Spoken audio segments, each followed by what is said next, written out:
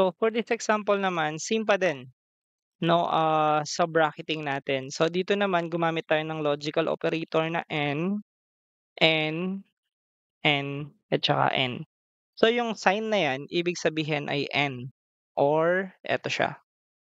Kasi dalawa yung condition na ginagamit natin. Kaya, mapapansin nyo dito, yung grade daw is greater than equal to 90 and less than to 100. So, bali yung magiging scope nito is 90 to 100.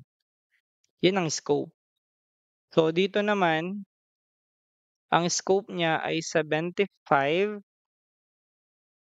hanggang um, yun. So, hanggang 89. Kasi hindi naman tayo naka-equal to 90. So, 89 lang to.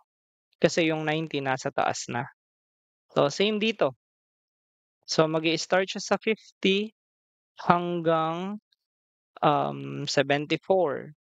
Kasi yung 75, naka-equal na siya dito.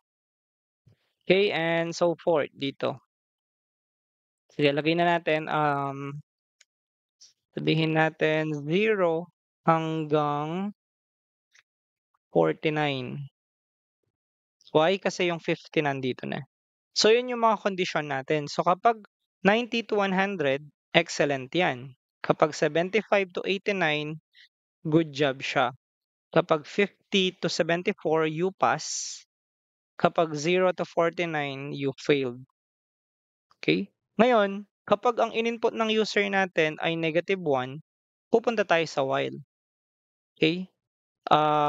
Sasabihin natin, mag-e-end yung program nun. So, same sa unang condition natin or sa unang video natin sa do while, ang ginagawa natin kapag ang grade ay nag-equal siya sa -1, end the program. Okay? So, since dito not equal siya, sasabihin natin, if daw ang grade ay not equal, meaning kasi ng exclamation tapos equal ay not equal. Okay, not equal sa -1, go back to do. Ayan. So, yan yung magiging mechanics natin. So, let's say for example, ni-run natin yung program. Naglagay tayo dito ng, sabihin natin, naglagay tayo ng 100. Okay, so yung 100 natin, eto siya. So, excellent. Tapos, since ang grade natin ay hindi naman equal sa -1, so eto siya, grade not equal to -1, go back to loop. So, ang gagawin nun, babalik tayo sa loop, sa do, to. So, ibabalik niya tayo sa enter grade. So, check natin. Excellent. Tapos, enter grade. Okay, so magne-1 ako dito. Ngayon, sabi niya, if -1 yung sagot ng user natin, sabihin mo, exit the program. Tapos, since exit the program yon, mag-e-end na tayo. So, sabi nga, grade is equal to -1, end the program.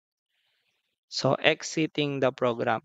So, as long na yung data mo ay nandito sa bracket at hindi ka nag-equal sa -1, hindi mag-e-end yung program natin. So, yun yung nagiging ruling dito sa ating example ng do while pagdating sa grade natin.